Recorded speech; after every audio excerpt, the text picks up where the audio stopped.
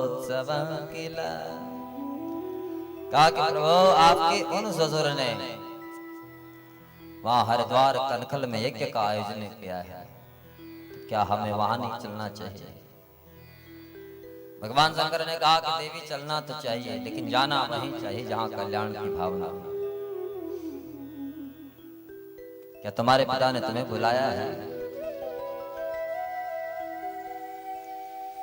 क्या तुम्हारे पिता ने तुम्हारे लिए कोई निमंत्रण पत्र भेजा है? भगवती सती ने कहा कि प्रभु पत्र तो नहीं आया, लेकिन भेजा जरूर होगा। भोलेनाथ ने कहा कि देवी कोई पत्र नहीं भेजा है, कोई तुम्हें सूचना नहीं दी है। क्यों? बोले मुझे पता है। तो आज वो वृतांत सुनाया कि तुम्हारे पिता मुझसे अकारण बैर करते हैं, और आज जो यज्ञ का आयोजन कर रहे हैं उसमें कोई कल्याण की भावना नहीं है। वो तो मेरा अपमान करने के लिए तुम्हारे पिता वहां उस यज्ञ का आयोजन कर रहे हैं, लेकिन बैर तो मेरा था तुम्हारे पिता से। लेकिन हमारे मायर तुम्हारे विश्राम, मेरे कारण वो आज अपनी बेटी को भी भूल गए। कहा कि देवी मुझे पता है पिता के द्वार पर कोई कौतुक हो रहा हो, बिना बुलाए चले जाना चाहिए। वहां पिता ने यदि आपको बुलाया भी न हो तब भी जाना चाहिए। वहां पिता से रुष्ट नहीं होना है कि मां मुझे बुलाया ही नहीं, मेरे भाइयों ने मुझे बुलाया ही नहीं। वहां तो स्वतः ही चले जाना चाहिए। गुरु के द्वार पर कोई कौतुक हो रहा हो, गुरुजी ने बुलाया नहीं तब भी जाना चाहिए। भगवान के मंदिर में कोई आयोजन हो रहा हो, बिना बुलाई चले जाना चाहिए। मित्र के घर पर कुछ आयोजन हो रहा हो, कुछ उत्सव हो रहा हो, बिना बुलाई चले जाना चाहिए। लेकिन हमारे प्यार तुम्हारे विश्राय, तुम्हारे पिता बैर मुझसे करते थे और तुम्हें भी भूल गए। अरे तुम तो उनकी अपनी बेटी थी। देवी वहां जो यज्ञ हो रहा है वहां कोई कल्याण की भावना नहीं है। वो यज्ञ केवल मेरे अपमान के लिए हो रहा है, इसलिए उस स्थान पर नहीं जाना चाहिए जहां कल्याण की भावना बना। बहुत समझाया भगवती सती को, लेकिन भगवती सती मानी ही नहीं। भगवान शंकर को पूछती हैं, भगवान शंकर तो मना करते हैं। फिर भगवती सती बाहर आती हैं, विचलित तो होती हैं कि मैं क्या करूं। भगवान शंकर समझ गए ये मानने वाले नहीं है, इसलिए जैसे ही भगवती सती को अपने पास आते हुए देखा, भोलेनाथ ने आंखें बंद कर दी। भगवती सती जब भोलेनाथ के सामने आए, क्या देखा कि भोले बाबा के नेत्र तो बंद है। अब भगवती सती को लगा कि तो समाधि में पहुंच गई, अब किससे पूछूं। फिर बाहर आया, मन में भाव आता है कि क्या मैं चली जाऊं। फिर स्मरण आता है कि अगर मैं चली गई, भोलेनाथ की आज्ञा का उल्लंघन कर कहीं अनर्थ न हो जाए। फिर दौड़ दौड़े भोले बाबा के पास में आती है, बारंबार अंदर बाहर करती रही, लेकिन भोले बाबा ने कोई आज्ञा नहीं दी। अंत में भगवती सती ने निर्णय ले लिया कि अब तो मुझे जाना ही जाना है। वहां मेरी बहनें आई होंगी, उनके पति आए होंगे, आज उनसे मेरा मिलन हो जाएगा। तो भोले बाबा की आज्ञा का उल्लंघन करती हुई भगवती सती चलने लगी। तब भगवान शंकर ने नेत्र खोले, समझ गए तो आज जा रही है, वापस आने वाली नहीं है। वहां मेरा अनादर देखेगी तो ये अपने आप को रोक नहीं पाए, इसलिए तुरंत नंदी को बुलाया। नंदीश्वर आए, नंदीश्वर से कहा कि देखो सती जा रही है, इसलिए तुम भी उनके साथ में जाओ। यहां नंदी को क्यों साथ में भेजा? क्योंकि नंदी को हमारे यहाँ शास्त्रों में धर्म का स्वरूप माना है। अब भोले बाबा को पता है कि अंतिम समय में केवल धर्म ही साथ देता है। आज सती भले ही जा तो रही है, लेकिन वापस आने वाली नहीं है, इस शरीर को रखने वाली नहीं है, इसलिए पहले ही धर्म साथ में भेज दिया। हमारे यहाँ शास्त्र कहता है, धनानि भूमौ पशुश्च गोष्ठे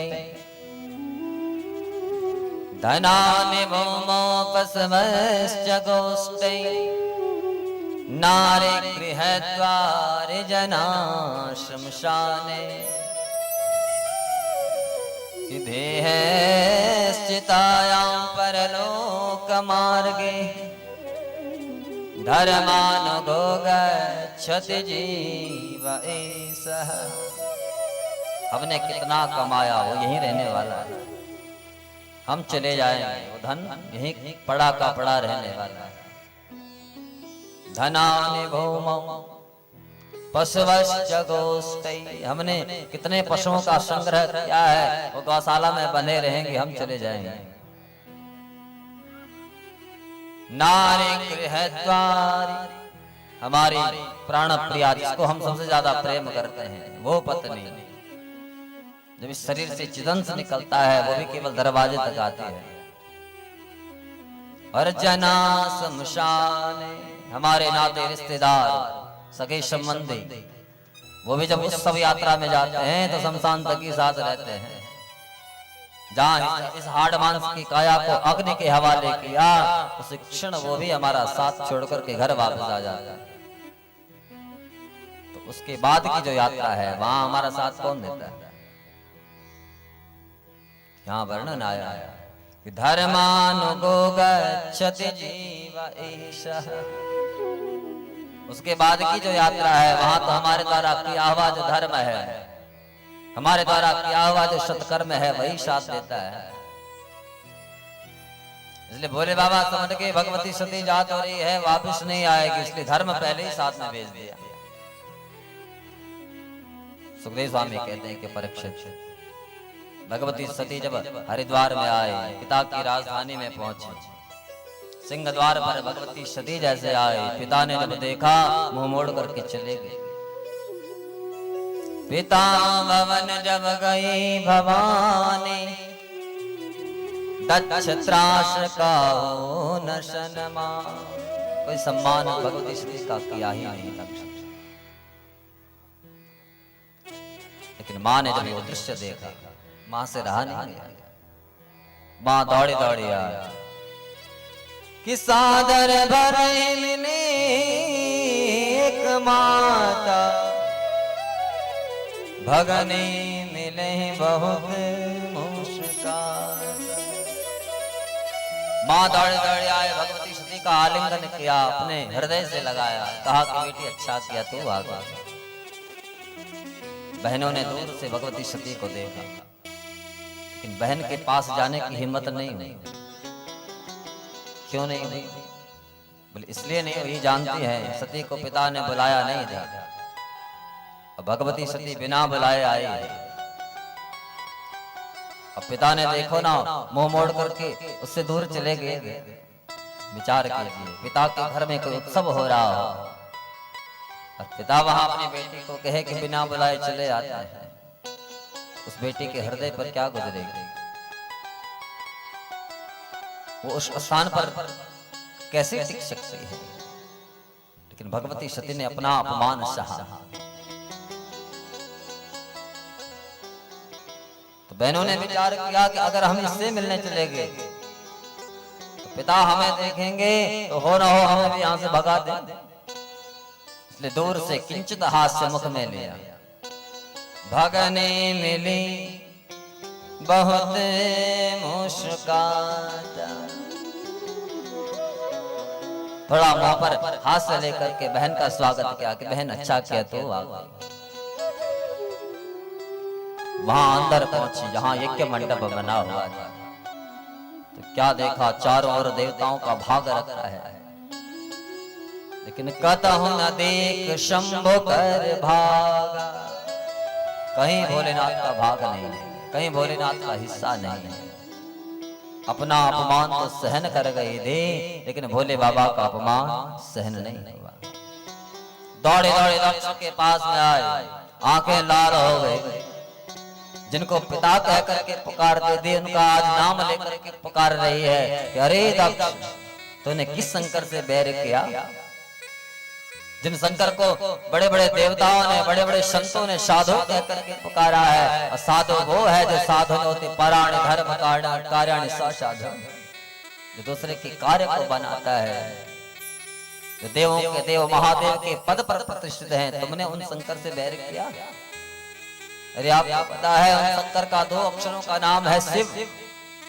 यक्षरम नाम गिरेरितम नृणाम सकृत प्रसंगा दधमाशु हंतित। कोई शिव हास प्रहास में उच्चारण करता है, उसके जीवन के पाप ताप संताप मिट जाते हैं। और तुमने उन शंकर से बैर किया, तुमने उन शंकर को श्रापित किया। अरे आज मुझे इस शरीर को देख करके घृणा होती है जो तुम्हारे द्वारा प्रदत्त है। इस शरीर में तुम्हारी रक्त की बूंदें दौड़ रही है। भोलेनाथ मुझे दाक्षिणी कह करके पुकारते हैं। उस दाक्षिणी में तुम्हारा नाम दक्ष आता है। तुम्हारे नाम से मुझे इतनी घृणा हो गई, हमें सुनना नहीं चाहता। इसलिए अब मैं इस शरीर के प्रतिबंध में बंधित नहीं रहूंगा, इस शरीर को रखूंगी ही नहीं। घर वापस जाऊंगी, भोले बाबा मुझे दाक्षिणी कह करके पुकारेंगे, तुम्हारा मैं नाम सुनना नहीं चाहते, इसलिए शरीर को लेकर के जाओ। तुरंत उत्तर दिशा में बैठे योगाग्नि का आवाहन किया, और योगाग्नि में अपने शरीर को भगवती सती ने शांत कर दिया। जब भगवती सती का शरीर शांत हो गया, देवताओं में हाहाकार मच गया, ये क्या हो गया? देवर्षि नारद ने वो दृश्य देखा, दौड़े दौड़े आए उत्तराखंड में, रुद्रनाथ में भोलेनाथ बैठे हुए थे। देवर्षि नारद ने कहा कि प्रभु अनर्थ हो गया। भोले बाबा ने कहा क्या हो?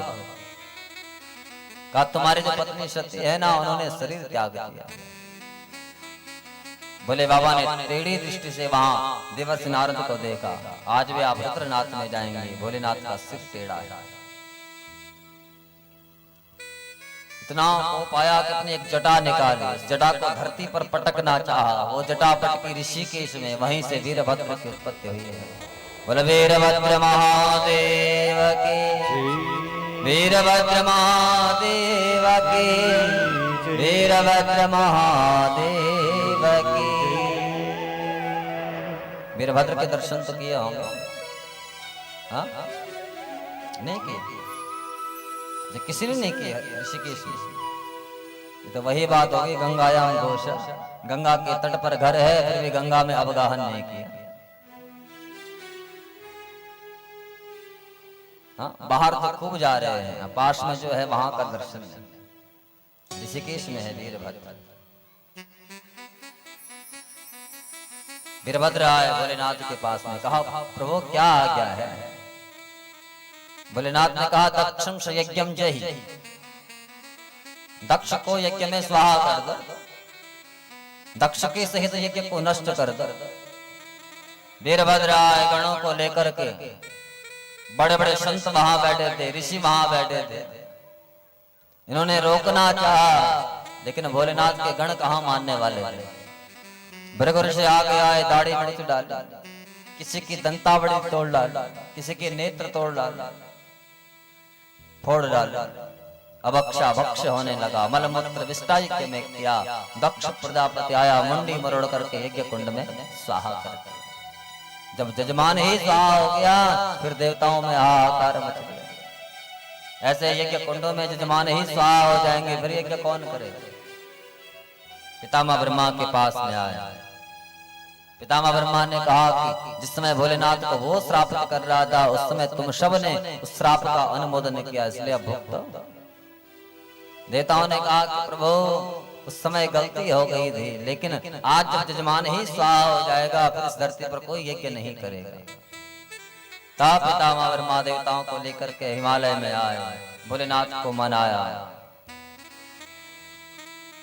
भोलेनाथ ने पितामह ब्रह्मा से कहा कि मैंने दक्ष को दंडित नहीं, अपने भक्त की वाणी को सिद्ध किया है। कहा कि प्रभु हम समझे नहीं। भोलेनाथ ने कहा कि देखो दक्ष प्रजापति ने मुझे श्रापित किया था, लेकिन उस समय मेरा जो गण नंदी है उसने भी दक्ष को श्रापित किया था कि तेरा सिर मैं करने वाला हो जाएगा। तो जब तक वो सिर नहीं कटेगा तब तक दूसरा सिर उससे जुड़ेगा नहीं, वो मैं करेगा नहीं। कहा कि प्रभु आप बताओ ना अब क्या करें। तो कहा कि उसका सिर कट गया है, तुम यज्ञ पशु का सिर काट करके उसके धड़ से जोड़ दो। तो तुरंत उत्तर दिशा में गई, बकरा दिखा, उसका सिर काटा और दक्ष के धड़ से जोड़ा। और दक्ष के धड़ से जब सिर जोड़ा, दक्ष ने आंखें खोली, सबसे पहले मरी हुई पुत्री को सामने देखा। और जब मरी हुई पुत्री सामने पड़ी थी, उसका पार्थिव देह गिरा था। दक्ष प्रजापति के नेत्रों से अश्रु की धारा टपक पड़ी कि मैं कैसा पिता हूं जिसने अपने ही यज्ञ में अपनी पुत्री की आहुति दे दी, अपनी पुत्री की बलि ले ली। बहुत रोए। बाद में भोले बाबा के पास में आए, भोले बाबा के चरणों में नमन करते हुए दक्ष प्रजापति ने कहा कि प्रभु आपने मुझ पर कितना बड़ा अनुग्रह किया है। भगवान ने कहा मैंने क्या अनुग्रह किया, मैंने तुझे दंडित किया है। कहा कि प्रभु भले ही आपने दंडित किया हो, लेकिन मेरी दृष्टि में आपने मुझ पर अनुग्रह किया है। कैसा? कहा कि प्रभु दो बालक कहीं पर खेलते हैं, वहां हमारा भी बच्चा रहता है, और दोनों आपस में लड़ रहे हों और हमारी दृष्टि वहां पड़ जाए, तो हम सबसे पहले अपने पुत्र को डांटते हैं, तू लड़ रहा है, तू झगड़ा कर रहा है, क्यों? बोले उससे हमारा अपनत्व है, उससे हमारा स्नेह है। इसलिए प्रभु आपने मुझे अपना माना, और मेरे अंदर आपने देखा कि अभिमान आ गया, इस विषांकुर ने इसके अंदर जन्म ले लिया है, इसलिए आपने उसको निकालने के लिए मुझ पर यह अनुग्रह किया है। भोलेनाथ ने कहा जो हो गया सो हो गया, इस यज्ञ को पूर्ण कर। तो दक्ष प्रजापति हवन कुंड के सामने आया। पितामह ब्रह्मा ने रोक दिया, कहा कि जब तक यहाँ भोले बाबा को स्थान नहीं मिलेगा तब तक यज्ञ की पूर्णाहुति नहीं हो सकती। तो उसी क्षण उस हवन कुंड के उत्तर दिशा में भोले बाबा को स्थान दिया गया, रुद्र कलश की स्थापना हुई। भोले बाबा के गण आए, हमारे प्रभु को स्थान दे दिया, हम कहाँ रहे, हमारा भाग कहाँ है। पितामह ब्रह्मा देवताओं ने कहा कि जब आहुति हवन कुंड में डालेंगे, जो चरु धरती पर गिर जाए, जब हम स्वाहा करते हैं, जो चरु धरती पर गिर जाता है उसको हवन कुंड में नहीं डालना चाहिए, उस पर भूत प्रेतों का अधिकार है। हमने जो आहुति दी जो हवन कुंड में चली गई, उसी पर देवताओं का अधिकार, जो छूट गया धरती पर उस पर भूत प्रेतों का अधिकार है, उसको फिर समेट करके हवन कुंड में नहीं डालना चाहिए। तो पितामह ब्रह्मा देवताओं ने कहा कि वहां वो आपका हिस्सा है। प्रसन्न हो गए गण, तब जाकर के अंतिम आहुति यज्ञ कुंड में डाली गई। पूर्णमदः पूर्णमिदं पूर्णात् पूर्णमुदच्यते पूर्णस्य पूर्णमादाय पूर्णमेवावशिष्यते। जब अंतिम आहुति दी, उस समय उसी हवन कुंड से यज्ञ नारायण भगवान प्रकट हुए। बोले यज्ञ नारायण भगवान की, यज्ञ नारायण भगवान की, यज्ञ नारायण भगवान की। यज्ञ नारायण भगवान प्रकट हुए, देवताओं ने सुंदर स्तुति गाई, यक्ष किन्नर गंधर्व सब ने स्तुति गाई। अंत में जाकर के ब्राह्मण आए, ब्राह्मणों ने भगवान की दिव्य स्तुति गाई। त्वं क्रतुस्त्वं हविस्त्वं होतास स्वयं, त्वं हि मंत्रस्य मे दर्भपात्राणि च, त्वं शतस्य ऋतुजो दंपति देवता, अग्निहोत्रं स्वधा सोम आजं पशु, त्वं पुरागां रसाया महाशुकरो, दृष्ट्रया पद्मनीं वारणेन्द्रो यदा, सोयमानो नदं लीलया योगिभिर्युजहरतमत्रये गात्र यज्ञक्रतु, शप्रसीदत्वमस्माकमाकाङ्क्षतां, दर्शनं ते परिभ्रष्टशतकर्मणां, कीर्त्यमाने नृभिर्नाम्नि यज्ञेश ते,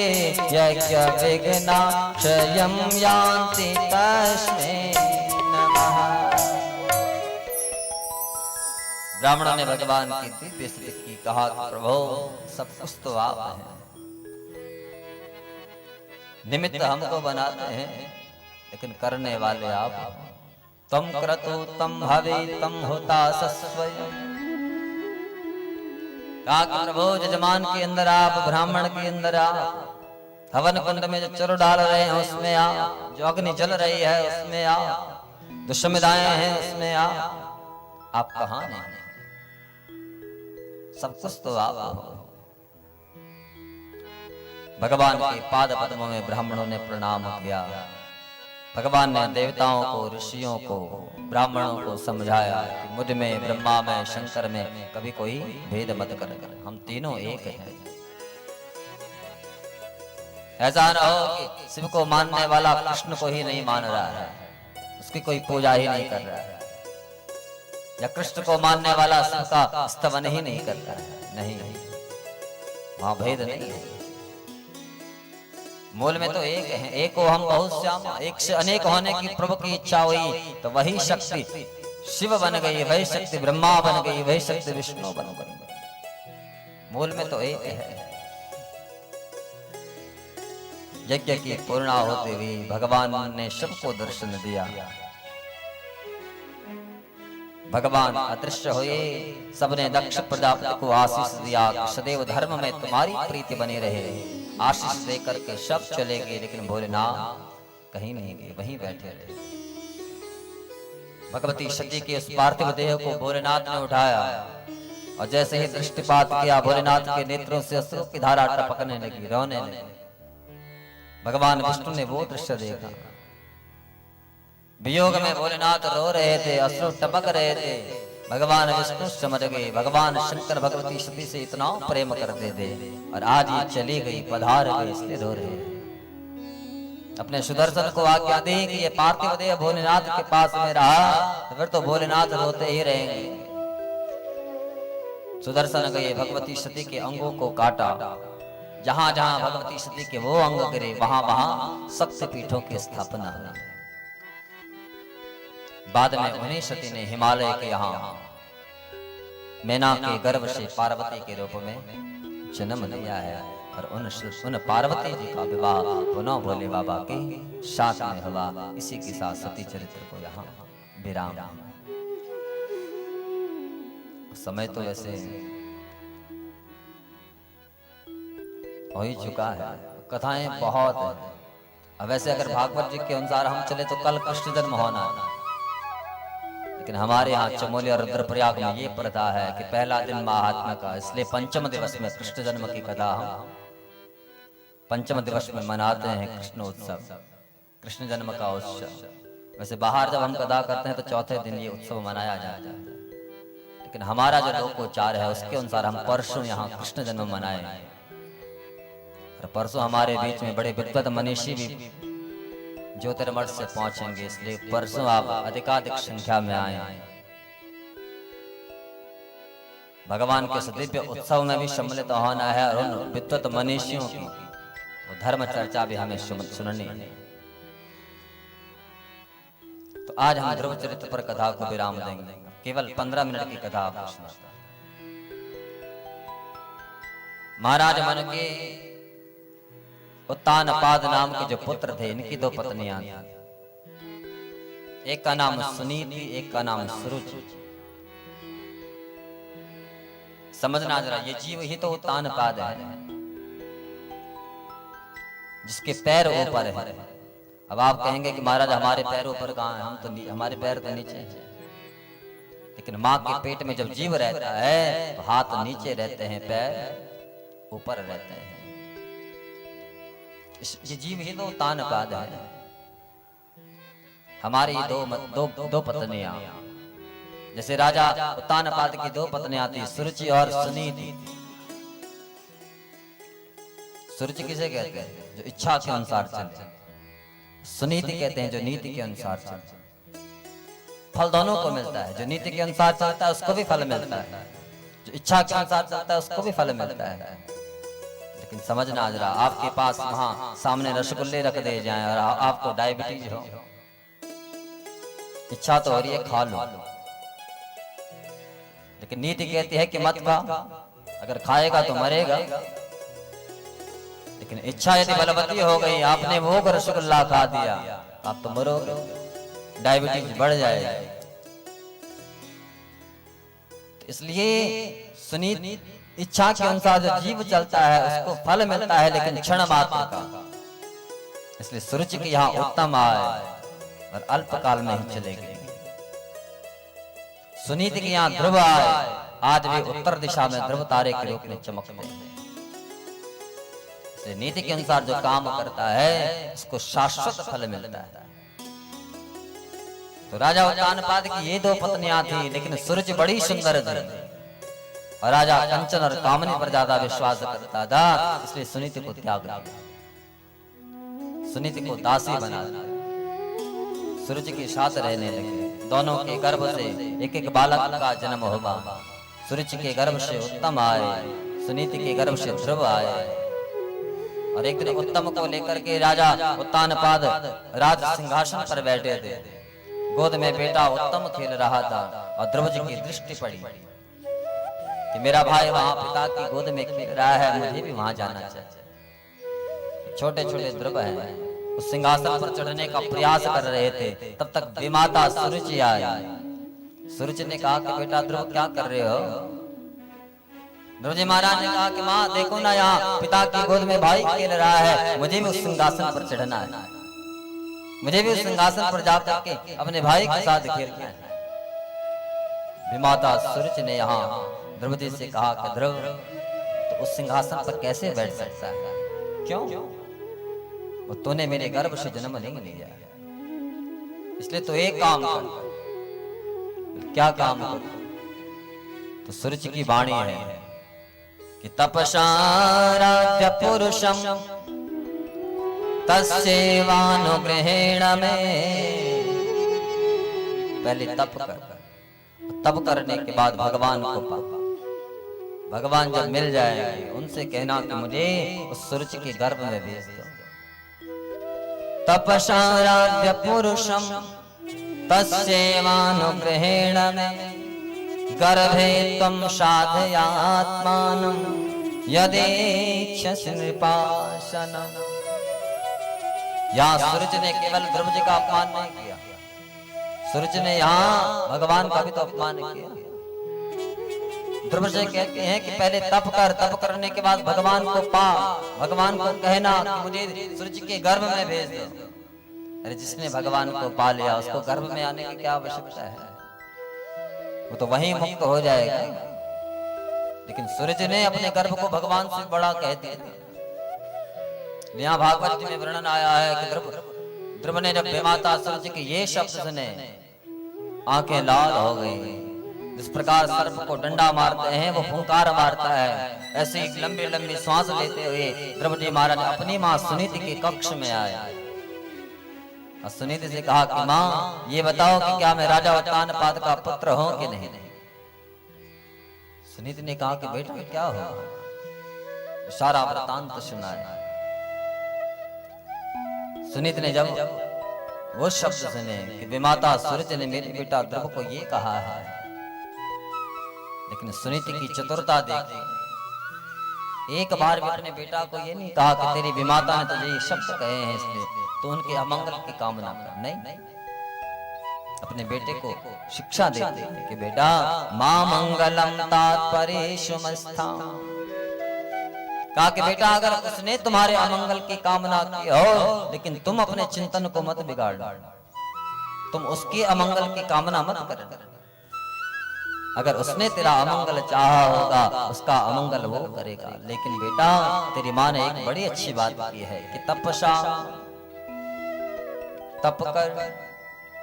कहा कि बेटा मैं तेरी अपनी माँ थी, मैं तुझे ये उपदेश नहीं दे पाई, लेकिन विमाता ने कितने सुंदर शब्द कहे हैं कि तपसा, तप कर। ध्रुव जी महाराज ने कहा कि माँ मैं कैसे तप कर सकता हूँ? मेरी तो अबोध अवस्था है, इस अबोध अवस्था में मैं कैसे भगवान का तप कर सकता हूँ? लेकिन सुनीति कहती है कि बेटा भगवान का तप करने के लिए अवस्था नहीं देखी जाती। आप कहेंगे कि हम जब वृद्धावस्था में चले जाएंगे तब भजन करेंगे, लेकिन जब बालपन में भगवान का नाम याद नहीं आया तो वृद्धावस्था में क्या खाक आएगा? वृद्धावस्था में तो नाते पोते याद आते हैं, वहां भगवान याद नहीं रहते। इसलिए कौमार अवस्था से ही भगवान की सत्ता जीवन में होनी चाहिए। न जाने कब ये जीवन चला जाए। आप सोचेंगे कि वृद्धावस्था में जाकर के करूंगा, लेकिन ये सांसें तो बड़ी ठगनी है। कब कहां पर जीव को ठग जाए, जो आपने सोचा वो तो पूर्ण होगा ही नहीं।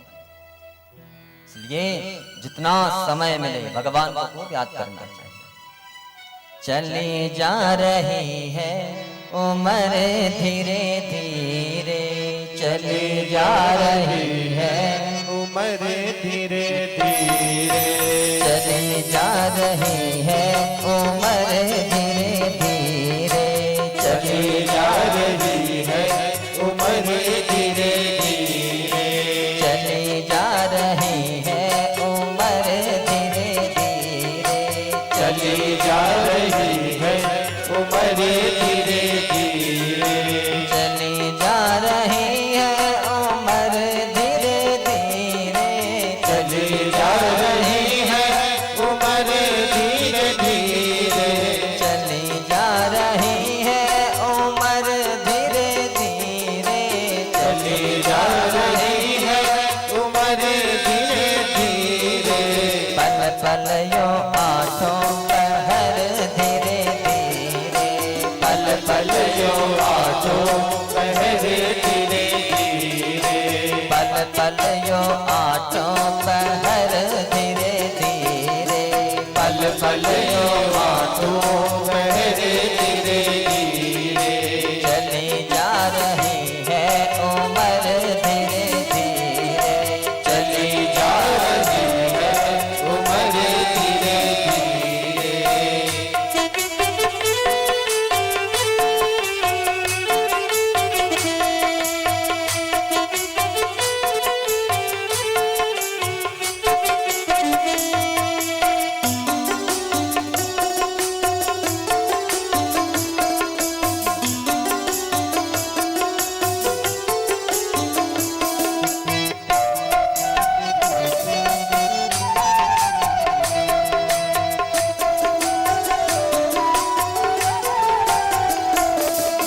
बचपन भी जाए जवानी भी जाए, बचपन भी जाए जवानी भी जाए, बचपन भी जाए जवानी भी जाए, बचपन भी जाए जवानी भी जाए, बचपन भी जाए जवानी भी जाए, बचपन भी जाए जवानी भी जाए, बुढ़ापे का होगा असर धीरे धीरे, बुढ़ापे का होगा असर धीरे धीरे, बुढ़ापे का होगा असर धीरे धीरे, बुढ़ापे का होगा असर धीरे धीरे, चली जा रही है उम्र धीरे धीरे, चली जा रही है उम्र धीरे धीरे,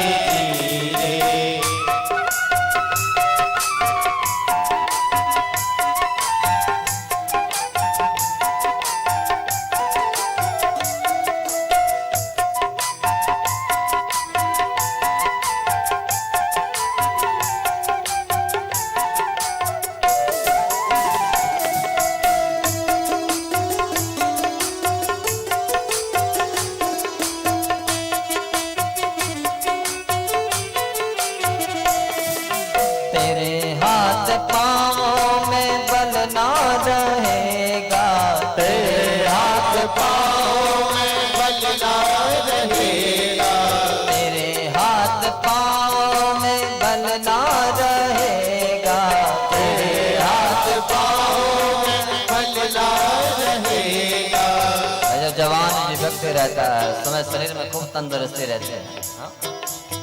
और जैसे वृद्धावस्था में जाता है शरीर शिथिल हो जाता है। जब शरीर में जान ही नहीं रहेगी तो भगजन खाक हो। इसलिए मौका है, जब तक शरीर में जान है वो चिदंश पूर्ण रूप से विद्यमान है, उसी क्षण भगवान का वो नाम लेकर के उनका स्तवन करना चाहिए, उनका कीर्तन करना चाहिए। और जब शरीर में जान नहीं रहेगी तो नाम कहाँ मुंह में आएगा। तेरे हाथ पाँव में बल ना रहेगा, तेरे हाथ पाँव में बल ना रहेगा, तेरे हाथ पाँव में बल ना रहेगा, तेरे हाथ पाँव में बल ना रहेगा।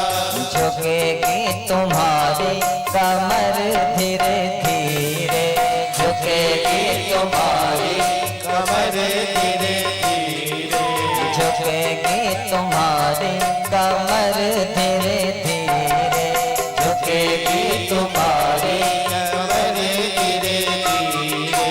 चली जा रही है उम्र धीरे धीरे, चली जा रही है उमर धीरे धीरे।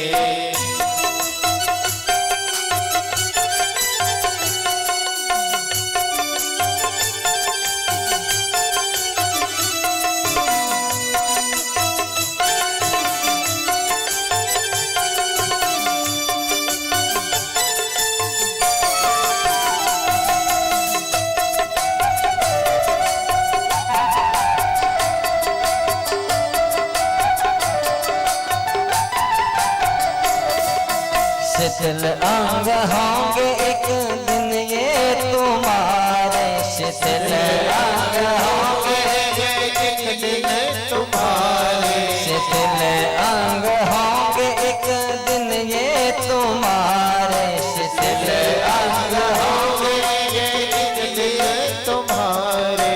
फिर मंद होगी नजर धीरे धीरे, फिर मंद होगी नजर धीरे धीरे, फिर मंद होगी नजर धीरे धीरे, फिर बंद होगी नजर धीरे धीरे।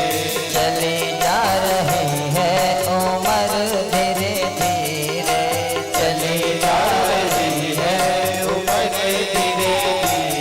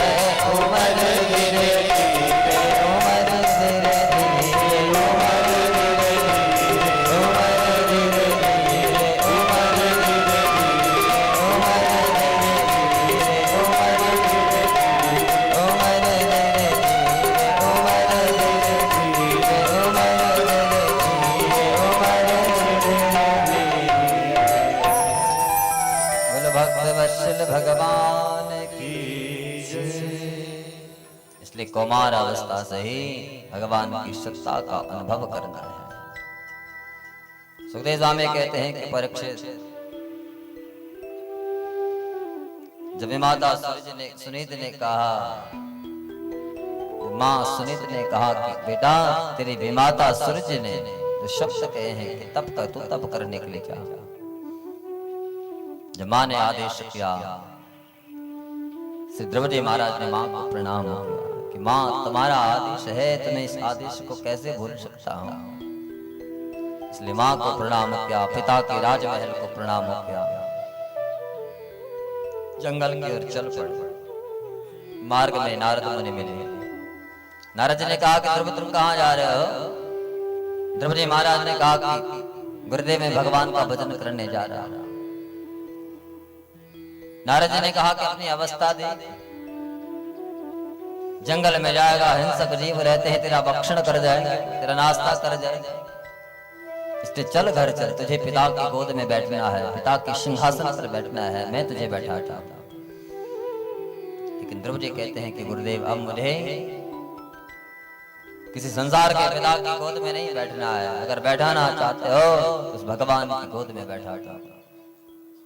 जब नारद जी ने देखा कि तो पक्का मन बना के आया है, इसलिए ध्रुव से कहा कि ध्रुव एक काम कर, जंगल में जाएगा, एक दिव्य झांकी का दर्शन करना, अपने हृदय भवन में जिसके 4 हाथ हैं, चारों हाथों में शंख चक्र गदा पद्म विराजमान है, उस झांकी को देखना।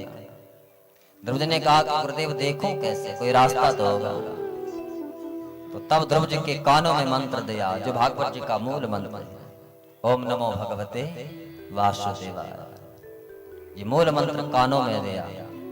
हमारे यहाँ सनातन धर्म की पद्धति है, गुरुदेव जब मंत्र देते हैं तो श्वासों के द्वारा कानों के द्वारा वो मंत्र हृदय में पहुंचता है।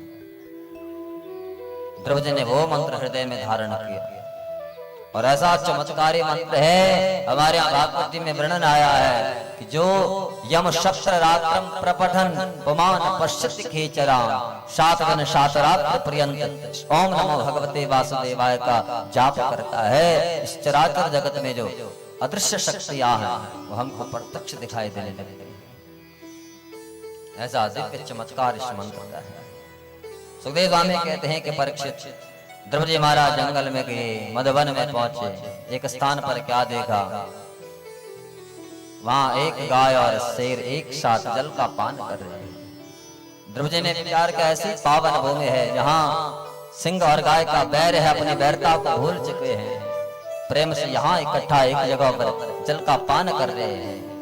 इस प्रेम की भूमि में ही मैं रहूंगा। तो वहीं जाकर के डुबकी लगाए जमुना जी में, स्नान करके वापस आया, एक पैर पर खड़े हो गए, नियम बना दिया, आज एक फल खाऊंगा 3 दिन तक दक्षिण। चलते चलते एक महीने की तपस्या पूर्ण हो, दूसरे महीने की तपस्या का आरंभ। दूसरे महीने में द्रौपदी महाराज ने वो फल खाना भी छोड़ दिया। बोलो द्रौपदी महाराज की, द्रौपदी महाराज की। दूसरे महीने की तपस्या में नियम लिया, पहले तो 3 दिन का अंतर था, एक फल खाते थे, अब की बार फल खाना त्याग दिया, 6 दिन का अंतराल। खाते क्या है, तृणपर्णादि, केवल पत्ते खाते हैं, घास पत्ते खाते हैं। आज एक पत्ता खा लिया, 6 दिन का अंतराल। चलते चलते तीसरे महीने की तपस्या का आरंभ हुआ, अब तो पत्ते भी खाना छोड़ दिए। मतलब क्या खा रहे हैं, मतलब जल पीते हैं। तो पहले 3 दिन का अंतराल था, फिर 6 दिन का अंतराल, तीसरे महीने में 9 दिन का अंतराल। आज थोड़ा जल पी लिया, 9 दिन के बाद ही फिर जल पीते थे। चलते चलते चौथा महीना तपस्या का लगा, जल पीना भी छोड़ दिया, थोड़ा सांस लेते हैं, वायु पीते हैं। सुखदेव स्वामी कहते हैं कि परीक्षित अब तो 12 दिन का अंतराल ले लिया।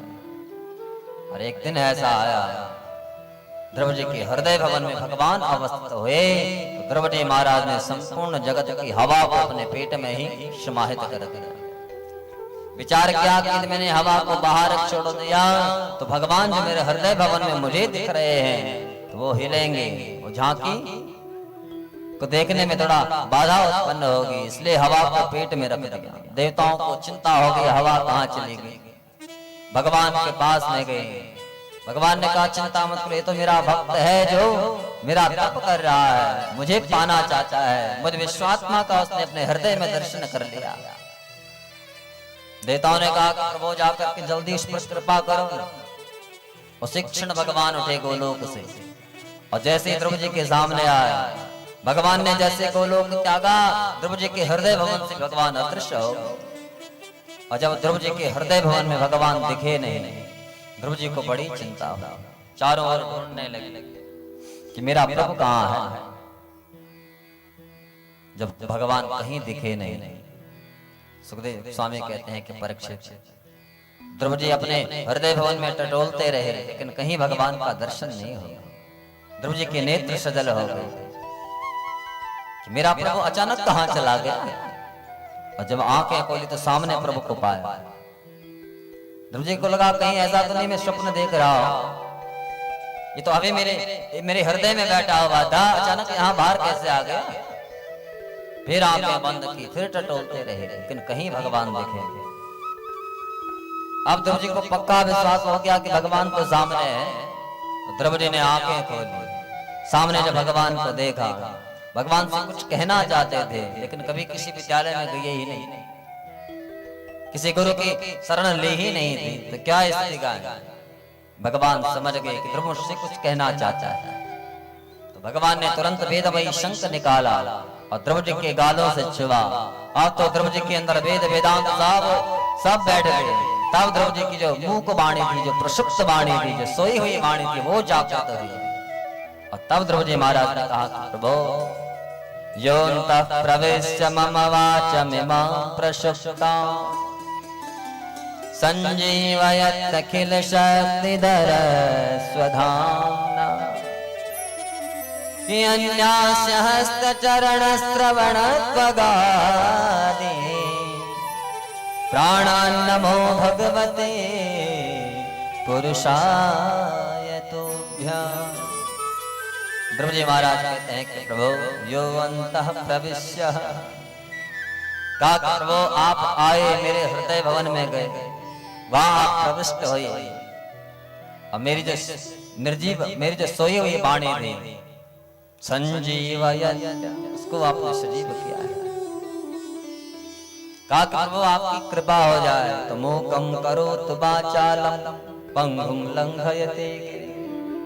आपकी कृपा हो जाए, गूंगा बोलने लगता है, बहरा सुनने लगता है, लंगड़ा दौड़ने लगता है। आपने मुझे पर कृपा की है, मेरी सोई हुई वाणी को आपने जगाया है। बड़ी दिव्य स्तुति ध्रुव जी महाराज ने भगवान की गाई है। उतना मुझे समय आदेश नहीं दे रहा है, क्योंकि समय हम पहले ही ज्यादा 15 मिनट ले चुके हैं। बड़ी सुंदर स्तुति गा करके ध्रुव जी महाराज को भगवान ने दिव्य आशीष दी। ध्रुव जी से कहा कि ध्रुव जाओ, जिस पिता के सिंहासन को देख करके तुम यहाँ तप करने के लिए आए थे, उसी सिंहासन पर बैठ करके राज करो। ध्रुव जी को आज बड़ी आत्मग्लानि हुई कि मैंने उस सिंहासन के लिए तप किया था। लोग भगवान का दर्शन करते हैं, मुक्त हो जाते हैं, आज अपने ऊपर पश्चाताप हो रहा है।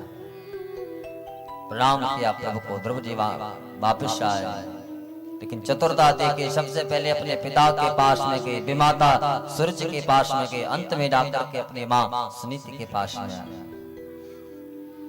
कालांतर में ध्रुव जी बड़े हुए, उत्तम बड़े हुए, दोनों का विवाह हुआ। ध्रुव जी को राजपीठ मिला। एक दिन उत्तम जंगल में शिकार करने के लिए गए, यक्षों के द्वारा युद्ध हुआ।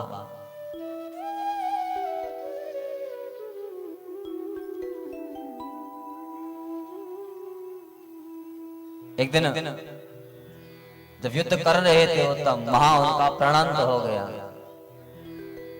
विमाता सूर्य पुत्र के वियोग में वहां पहुंची, दावा में लगी, उसी में जलकर के मर गए। ध्रुव जी ने भी उनके साथ युद्ध किया। ऋषियों ने समझाया, जिसने भगवान को पा लिया वो फिर भी हिंसा कर रहा है, लड़ रहा है। विरक्तता की भावना आए, अपने पुत्रों को राजपीठ पर बैठाया, बद्रिकाश्रम में आकर के भगवान का तप किया। और एक दिन ऐसा समय आया कि भगवान ने अपने पार्षदों को ध्रुव जी को लेने के लिए भी धरती पर भेजा। एक विमान आया, भगवान के पार्षद आए, ध्रुव जी कहा आपको भगवान ने याद किया है। ध्रुव जी जैसे चढ़ने लगे, तुरंत ध्यान आया कि यहाँ पहुंचा था अपनी माँ के कारण, अब मैं तो जा रहा हूं अपनी माँ को ही छोड़ करके। तुरंत भगवान के पार्षद को कह दिया कि मैं नहीं आ रहा। क्यों? बोले बिना माँ के मैं नहीं चलूंगा। भगवान के पार्षदों ने कहा कि ध्रुव जिस माँ के गर्भ से तुम जैसे लाल का जन्म हुआ है, वो माँ इस धरती पर कैसे रह सकती है? इसलिए ध्रुव जी महाराज ऊपर देखो, वहां तुम्हारी माँ का विमान जा रहा है। और जब माँ का विमान जाते हुए देखा, तब ध्रुव जी महाराज उस विमान पर आरूढ़ होना चाह रहे थे। मृत्यु देवता प्रकट हो गए। मृत्यु देवता ने कहा कि ध्रुव, इस धरती से जीव मर करके ही स्वर्ग गया है, स्वशरीर कोई नहीं दिया। और अगर मैंने तुम्हें स्वशरीर वहां भेज दिया, लोग कहेंगे मृत्यु देवता ने यहाँ पक्षपात किया है, इसलिए तुम्हें मुझे पार करके जाना होगा। तो ध्रुव जी का चरण उठाया मृत्यु देवता ने, अपने सिर पर रखा और सिर पर रख करके तब ध्रुव जी महाराज उस विमान पर आरूढ़ हुए, भगवान के दिव्य लोक में गए। भगवान ने कहा कि ध्रुव, तुम्हारे लिए मैंने एक अलग लोक बनाया है, जिसको कहते हैं ध्रुव लोक। आज भी आप उत्तर दिशा में देखते होंगे, एक 7 तारों का पुंज है हल के रूप में। जैसी हल होती है ऐसे ही वो 7 तारों का पुंज है, उसी के ठीक ऊपर एक अकेला तारा चमकता है, वो ध्रुव तारा है। तो ध्रुव जी को वो दिव्य लोक दिया जिस लोक में जाने के लिए देवता भी तरसते हैं। लेकिन समझना जरा, ध्रुव जी वहां पहुंचे किसके कारण?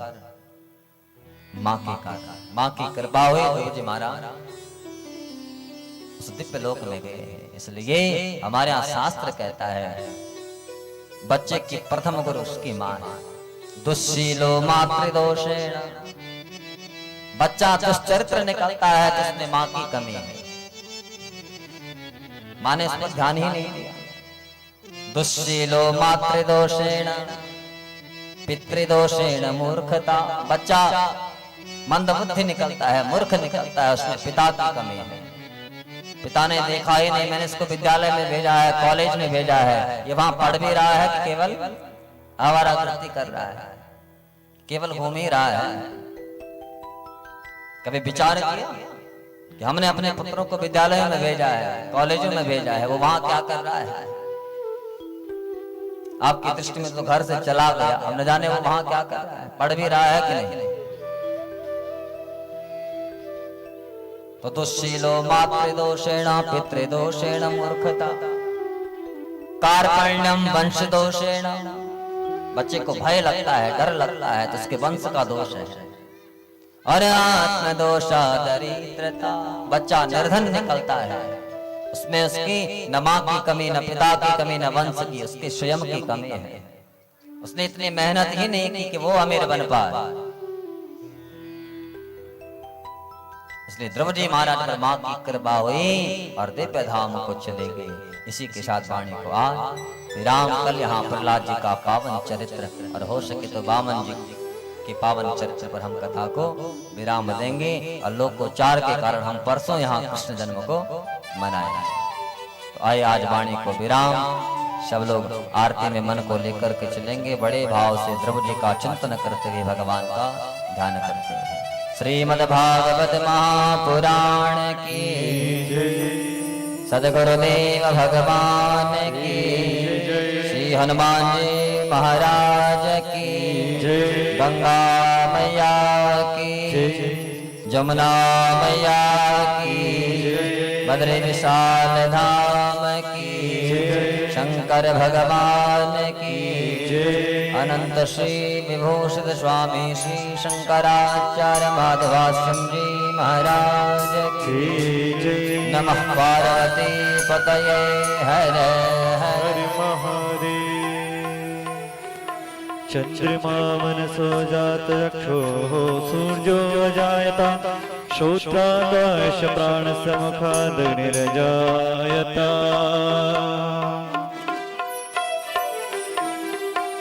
हे गोपाल कृष्ण करो आरती तेरी, हे प्रियापति मैं करो आरती तेरी। हे गोपाल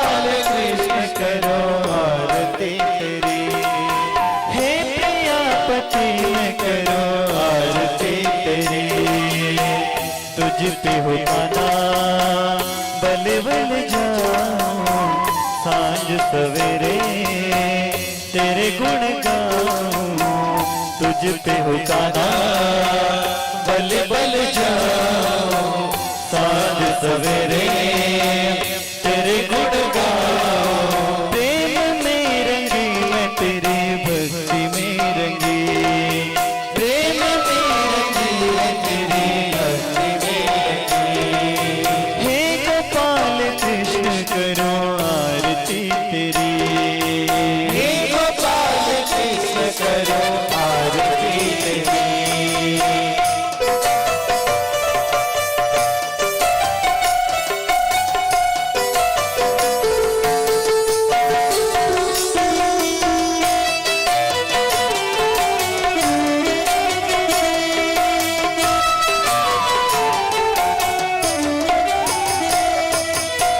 ये माटी का कण है तेरा, तन और प्राण भी तेरे। ये माटी का कण है तेरा, तन और प्राण भी तेरे। मैं एक गोपी तुम हो कन्हैया, तुम हो भगवान मेरे। मैं एक गोपी तुम हो कन्हैया, तुम हो भगवान मेरे। कृष्ण कृष्ण कृष्ण बसे रोम रोम में, कृष्ण कृष्ण कृष्ण बसे रोम रोम में। हे गोपाल कृष्ण करो आरती तेरी, हे गोपाल कृष्ण करो आरती तेरी।